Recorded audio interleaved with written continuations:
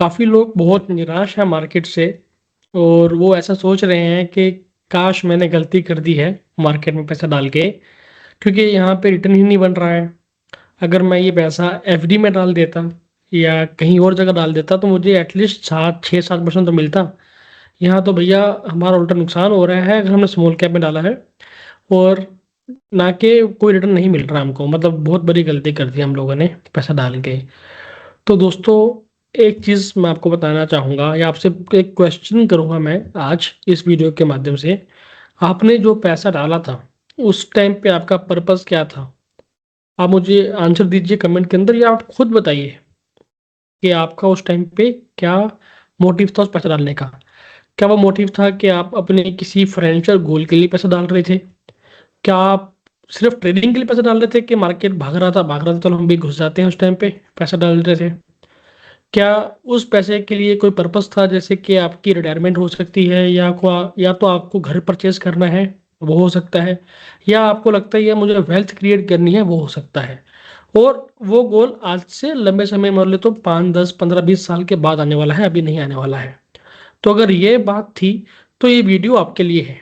अगर आप सिर्फ ट्रेडिंग के लिए आए थे यार कि पैसा बन रहा है, सब लोग पैसा बना रहे हैं, हर जगह ये बात चल रही है, यहाँ तो 20% रिटर्न आता है, यहाँ तो 30% रिटर्न आता है, तो आप गलत जगह बैठे हो। क्योंकि मार्केट में तभी वो बात फैलती है जब वो इवेंट हो चुका होता है। जैसे अभी रिसेंट में गोल्ड देखिए, गोल्ड इतना भागा है, इतना भागा है। गोल्ड भाग गया, ऑलरेडी ऊपर आ गया है, तो अब आप अगर अभी आप खरीदोगे तो हो सकता है अगले 2 साल ना भागे, 3 साल ना भागे। हमारे पास ऐसा भी टाइम है गोल्ड के अंदर कि जब 6 6 7 साल 8 8 साल तक गोल्ड का रिटर्न जीरो था। वो एक रेंज बाउंड में एक काम चल रहा था, एक ओनली रेंज बाउंड के अंदर था गोल्ड। तो वो चीज़ हम होती है, हम रिसेंसी बायसनेस को फॉलो करते हैं कि जो रिसेंट इवेंट हुआ है उसको फॉलो करते हैं, या जैसे भेंट चाल जहाँ चल रही है हम उस तरफ जाते हैं। अगर अभी आप गोल्ड में इन्वेस्टमेंट कर रहे हो लॉन्ग टर्म के लिए, क्या मेरे को आज से 10 साल बाद मेरी बेटी की शादी करनी है, तो मैं आज सोना खरीद के रख लेता हूँ, वहां पे उस टाइम पे इसको लिक्विडेट करके ज्वेलरी में खरीद लेंगे। तो आप इन्वेस्टमेंट कर सकते हो, that is the good option, अच्छा ऑप्शन है। लेकिन आप इसलिए इन्वेस्टमेंट कर रहे हो कि यार सोना बहुत भागा है, हम भी घुस जाते हैं उस गाड़ी के अंदर, चलते गाड़ी में बैठ जाते हैं तो पैसा बन जाएगा। तो फिर वही बात हुई, आपको दिल्ली से मुंबई जाना है या मुंबई से दिल्ली आना है आपको, और ट्रेन मुंबई से निकल चुकी है, दिल्ली में गाजियाबाद तक पहुंच चुकी है, और तब घुस रहे हो आप। क्या मतलब अब तो हम दिल्ली पहुंचेंगे और आपको पता ही नहीं है कि आप कहाँ, और हो सकता है कि बिल्कुल एंड है ट्रेन का स्टेशन, अगले स्टेशन पे दिल्ली आने वाला है। तो ये चीज़ें अच्छी नहीं होती हैं। हाँ, जैसे अब मेरा पहला क्वेश्चन था कि अगर आप लॉन्ग टर्म के पॉइंट ऑफ व्यू से हो, आप वेल्थ क्रिएट करने के लिए हो, आप अपनी फाइनेंशियल लाइफ को चेंज करने के लिए हो, घर कोई भी फाइनेंशियल गोल हो सकता है, घर खरीदना हो सकता है, वैकेशन हो सकता है, गाड़ी खरीदना हो सकता है, बच्चों की बच्चों का फ्यूचर को सिक्योर करना चाहते हो, अपनी लाइफ सिक्योर करना चाहते हो, अगर आप उस पॉइंट ऑफ व्यू के लिए हो तो ये वीडियो ज़रूर सुनना, ये वीडियो पूरे देखना। आपको मैं जो चीज़ इसमें बताने वाला हूँ, पहले मैं आपको कुछ नंबर दिखाऊंगा अपनी स्क्रीन शेयर करके, देन मैं आपको बताऊंगा कि आप व्हाट नेक्स्ट, आपको आगे क्या करना है। मैं अपनी स्क्रीन शेयर करता हूँ एंड आपको कुछ डाटा दिखाऊंगा। ये एक रिपोर्ट है वाइट ओक म्यूचुअल फंड्स की। ये आपको गूगल में भी मिल जाएगी, बहुत जगह मिल जाएगी, आप लोग कहीं से भी एक्सेस कर सकते हो। फर्स्ट ऑफ ऑल मैंने आपको एक, आपकी स्क्रीन पे एक ग्राफ दिख रहा होगा। ये ग्राफ क्या बता रहा है, 1985 1985 से लेके 2025 तक का ये ग्राफ है। इसमें देखिए कितने, ना जाने कितने इवेंट हुए हैं। मार्केट देखिए ऊपर नीचे बहुत बार किया है। मैं अगर आपको जूम करके दिखाऊं तो आप ये देखिए 1992 के अंदर हर्षद मेहता स्कैम हुआ था, तो मार्केट यहाँ से एकदम नीचे आया था, फिर यहाँ से नीचे आया था, यहाँ से भी नीचे आया था। कितना कुछ नहीं हुआ है। अगर हम रिसेंट की बात करें, रिसेंट में देख सकते हो ये कोविड का क्रैश था, ये वाला 2020 में। मार्केट सीधा यहाँ से नीचे आया था, लेकिन अच्छी भगवान की कृपा थी तो वापस ऊपर चला गया, नीचे रुका नहीं। एंड अभी रिसेंट में देखिए ट्रम्प टैरिफ चल रहा है और ईरान इसराइल के जो वॉर की टेंशन हुई थी, तो यहाँ से एकदम मार्केट नीचे आया था और अभी यहाँ तक पहुंचा है। तो अगर हम ग्राफ को जूम आउट करके देखेंगे, दूर से देखेंगे ग्राफ को, तो इतना कोई हमें एकदम यहाँ से लाइन ऊपर जाते हुए दिखी है। 0 से 100 रुपये से स्टार्ट हुआ था और ये प्राइस लेवल है, अब देख सकते हो ऑलमोस्ट 85 86 के आसपास सेंसेक्स है। लंबे समय में लाइन ऊपर ही गई है, नीचे नहीं आई है। लेकिन अगर हम धीरे धीरे देखेंगे, जूम करके देखेंगे, तो बहुत जगह हमको दिखेगा कि यहाँ पे क्रैश हुआ है इस चीज़ को लेके। तो अगर आपका टाइम यहाँ से 2005 में आपने स्टार्ट किया और आप थे यार 2015-20 तक करूँगा, तो अब देखिए 5 से 20 तक तो मार्केट ऊपर ही गया है ना। हाँ, अगर आप टेम्परेरी के लिए आए थे स्पेकुलेशन करने के लिए, तो अगर आप यहाँ घुसे हो तो यहाँ तो निकल ही गए होगे 101% के आसपास। यहाँ घुसे थे क्योंकि यहाँ मार्केट भागा है एकदम 2021 22 23 24 में। तो यहाँ से नीचे आपने ऑलमोस्ट नुकसान ही किया है अपना। तो इसीलिए आपको इन्वेस्टमेंट करना चाहिए विद द पर्पस। अब मैं आपको इसमें एक और चीज़ दिखाता हूँ, एक और चीज़ डाटा बताता हूँ कि मार्केट में कभी भी कितना डाउन है मार्केट, उसमें अभी के टाइम पे कितना डाउन है और क्या चीज़ रही है अभी तक मार्केट के अंदर। जो परफॉर्मेंस अभी हम देखेंगे कि पिछले, अगर हम काफ़ी टाइम से इन्वेस्टमेंट कर रहे हैं या इतिहास डाटा हमें क्या बोलता है रिलेटेड टू इंडेक्सेस, तो मैं large cap, mid cap, small cap की बात करूंगा। तो ये लार्ज कैप का है। 2002 से लेके 2000 से लेके 2025, मतलब ऑलमोस्ट 25 साल की हम बात करें इसके अंदर, तो देखिए 2002, सन 2000 में 2000s में आपको पता है डॉट कॉम बबल हुआ था या इंटरनेट का आईटी क्रैश हुआ था। आजकल लोग बात कर रहे हैं एआई क्रैश की बात कर रहे हैं, एआई बबल की बात कर रहे हैं। उस टाइम में इंटरनेट आईटी का क्रैश हुआ था 2000 में मार्केट। ये ब्लू वाला जो सर्कल जो है, ब्लू वाला सर्कल वो है कि उस साल में कितना नीचे आया था या डिप मैक्सिमम कितना नीचे कितना ऊपर गया था मैक्सिमम, ठीक है। और ग्रीन वाला वो है कि उस साल में कितने पे क्लोजिंग हुई थी। अगर आपने 100 रुपये में एंट्री की थी और 100 का मान लो 70 तक आया था, लेकिन हो सकता है क्लोजिंग 90 पे हुई थी, मतलब नेगेटिव में हुई थी लेकिन 90 पे हुई थी, तो ये वो दिखाता है। तो अब ये देखिए आपका 100 रुपीज़ की वैल्यू ऑलमोस्ट 65 तक आई थी, मतलब 35% का नुकसान था उस एक साल में। लेकिन बाद में रिकवरी आ गई तो 20% के नुकसान पे बंद हुआ। 2001 में भी देखिए 39% का था, 15% क्लोज हुआ। 2002 में देखिए 21% का नुकसान था, साल में 21% का फॉल भी देखा हमने, लेकिन क्लोजिंग पॉजिटिव में हुई है 5% के प्रॉफिट में। 2003 देखिए बेस्ट ईयर्स था उस टाइम का जो मैंने सुना है। साल में ऐसा टाइम भी आया था 2003 में कि जब आपको मार्केट में 16 रुपए का नुकसान हो रहा था, 16% का नुकसान था, लेकिन क्लोजिंग हुई है 77% प्रॉफिट पे।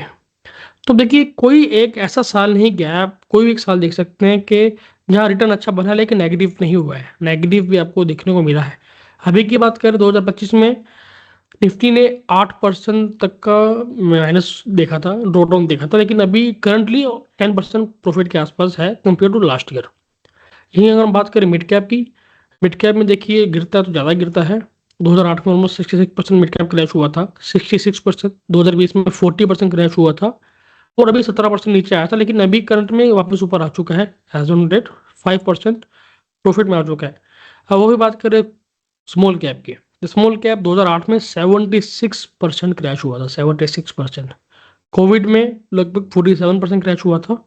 अभी रिसेंट में 23% नीचे था, लेकिन अभी भी 2% नीचे ही है, अभी भी पूरा रिकवर नहीं हुआ है, 2% के आसपास अभी भी नीचे ही है। और डाटा ये तो अक्टूबर 31 का है, नवंबर का नहीं है।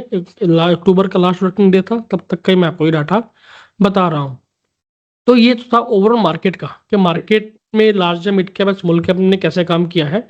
अगर मैं आपको बताऊं कि सेक्टर वाइज कैसे काम हुआ है या सेक्टर्स ने कैसे काम किया है, तो उससे आपको शायद एक अच्छा और जानकारी मिलेगी कि आज जो चीज़ चल रही है हो सकता है कल वो ना चले, हो सकता है कि 3 साल तक ना चले और उसके बाद चले।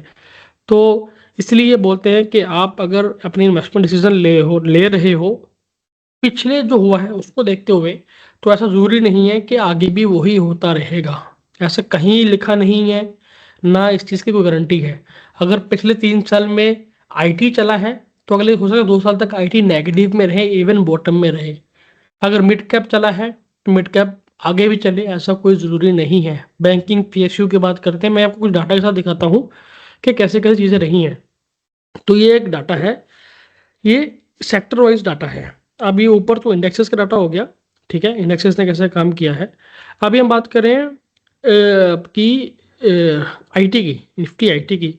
एज निफ्टी आईटी ऑलमोस्ट अभी अपने पीक से 20% डाउन पे है, 20% डाउन है, नेगेटिव के अंदर है। रियलिटी 15% डाउन है। डिफेंस ऑलमोस्ट 10% डाउन के आसपास है। लेकिन अगर ये अभी 52 वीक हाई है, अगर मैं इस साल की बात करूँ 1 जनवरी से लेके अभी तक, तो ऑलमोस्ट 15% डाउन है। एक साल में लास्ट ईयर नवंबर से लेके अभी नवंबर तक ऑलमोस्ट 10% डाउन है।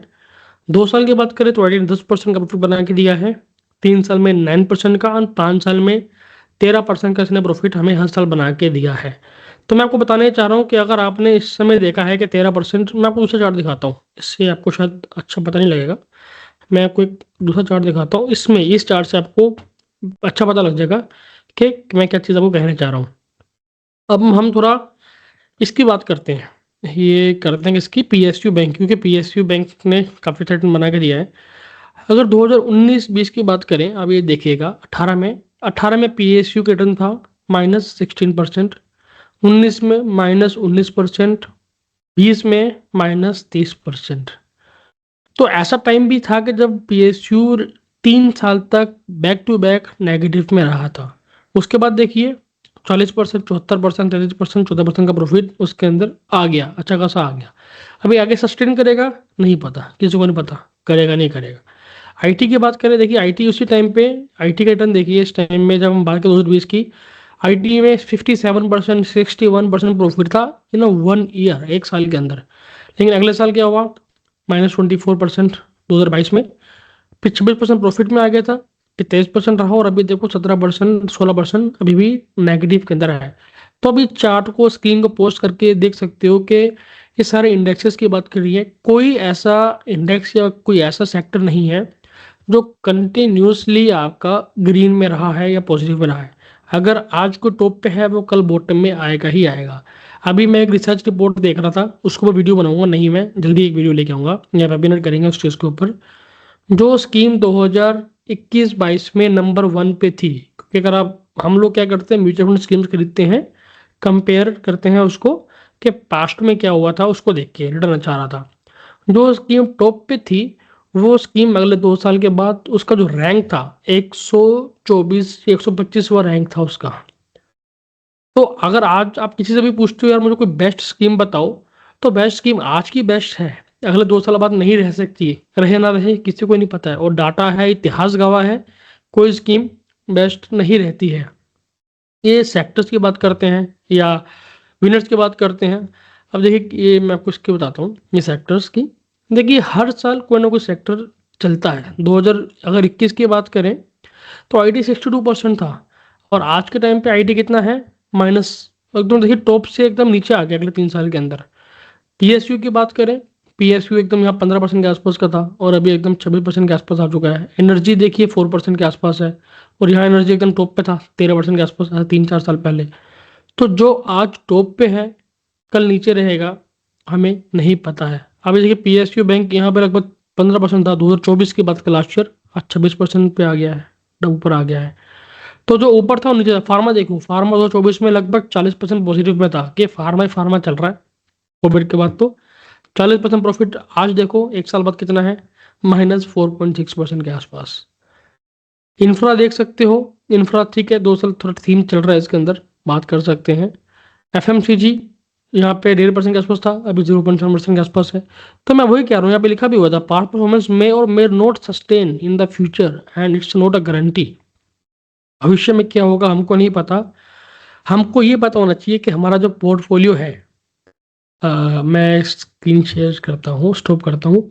हमको ये पता होना चाहिए कि हमारा जो पोर्टफोलियो है, क्या मेरी जो भी नीड्स हैं, जो भी मेरे गोल्स हैं, उसके लिए सफिशेंट है या नहीं। ये मेन रीज़न है। मार्केट में क्या हो रहा है उससे आपको क्या लेना देना।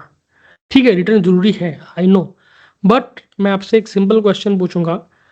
अगर आपको अपनी या कोई भी एक गाड़ी खरीदनी है, मान के चलो आपको हायरियर कोई भी एक गाड़ी खरीदनी है, आप जब भी स्टोर पे जाओगे, शोरूम पे खरीदने के लिए, आप इसको क्या बोलोगे कि मेरे पोर्टफोलियो ने 28% का सीएजीआर बना के दिया है, मैं वो गाड़ी दे दूं। देगा? नहीं देगा। क्यों? उसको क्या मतलब है आपने कितना परसेंट कमाया, उसको मतलब है यार पैसा दो ना, पैसे का मतलब है उसको। आपने 28% का सीएजीआर कमाया, और आप उसको खुद इन्वेस्टमेंट कर रहे थे, खुद मैनेज कर रहे थे, लेकिन आपने उसका सिर्फ 1 लाख ही डाला था या 2 लाख ही डाला था, फिर पैसा ही पूरा नहीं डाला। जब हम खुद पैसा मैनेज करते हैं ना, तो एक इमोशंस होता है, हम चाहकर भी पूरा पैसा उसमें नहीं डाल सकते हैं। हमें डर लगता है कि यार कहीं पैसा डूब ना जाए, कहीं पैसा कहीं चला ना जाए, कहीं मेरी कॉल गलत ना हो जाए। इसलिए हम बोलते हैं, अगर देखो, बोलते तो हमेशा है कि आपको एक सलाहकार के साथ, एक एडवाइज़र के साथ, एमएफडी के साथ मिलके काम करना चाहिए। खुद से करो ठीक है, अच्छी बात है करो। लेकिन अगर आपका टाइम नहीं है आपके पास, आप बिज़ी रहते हो, तो ऑलवेज़ एडवाइजेबल, सजेस्टेबल कि आप अपने एक पर्सनल फाइनेंस प्रोफेशनल के साथ मिलके काम करो। तो एक छोटा-सा वीडियो था, मैंने आपको वही बताया क्योंकि बहुत मेरे पास क्वेरीज़ आ रही थी कि मार्केट का तो ये हो गया, मार्केट ने रिटर्न नहीं बना के दिया, मार्केट ने ज़ीरो रिटर्न बना के दिया है। सर मार्केट तो आज नीचे है, कल ऊपर हो जाएगा। आपकी लाइफ में क्या चेंजेस आ रहे हैं, आपको अगर आपको डर लग रहा है ना, सिंपल सी मैं एक बात बोलूँगा, अगर आपको आज आप मार्केट को देख के डर लग रहा है, तो यकीन मानिए आपका पोर्टफोलियो आपकी लाइफ गोल के हिसाब से अलाइनमेंट नहीं कर रखा है, या तो आपको पता ही नहीं है कि आपका पोर्टफोलियो उसके लाइफ के हिसाब से है या नहीं है, या तो आपका एडवाइज़र आपको सही से बात नहीं करके बता पा रहा है कि आपको क्या करना चाहिए। As a investor, as a normal person, as a individual, आपका पर्पज़ होना चाहिए मेरी लाइफ में जो भी इवेंट आए, it has to be fulfil. मेरे को जब जितना पैसा चाहिए, उतना पैसा मिलना चाहिए। मार्केट कहीं भी जाए, मार्केट ऊपर जाए, नीचे जाए, मुझे उससे क्या लेना-देना। अगर आपको मार्केट से डर नहीं लगता, तो यकीन मानिए आपका पोर्टफोलियो एकदम बेस्ट है, आपके एडवाइज़र ने बहुत अच्छा काम किया है। अगर आपको मार्केट से डर लग रहा है, तो कहीं न कहीं कुछ न कुछ चूक हुई है। आप अपने एडवाइज़र से मिलो, मिल के बात करो कि भाई क्या हो रहा है? अगर रातों की नींद उड़ रही है, तो कोई इन्वेस्टमेंट्स आपको, जो हमारा काम होता है एडवाइज़र्स का, कि आपको चैन की नींद आ सके, आप स्ट्रेस फ्री हो सकें। लेकिन अगर जो चीज़ आपको स्ट्रेस दे रही है, आपको मन में शंका पैदा कर रही है, उत्पन्न कर रही है, तो कहीं न कहीं तो गलती है भैया, चेक करवा लो। चलो, मिलते हैं नेक्स्ट वीडियो में, तब तक के लिए गुड बाय, जय श्री राम।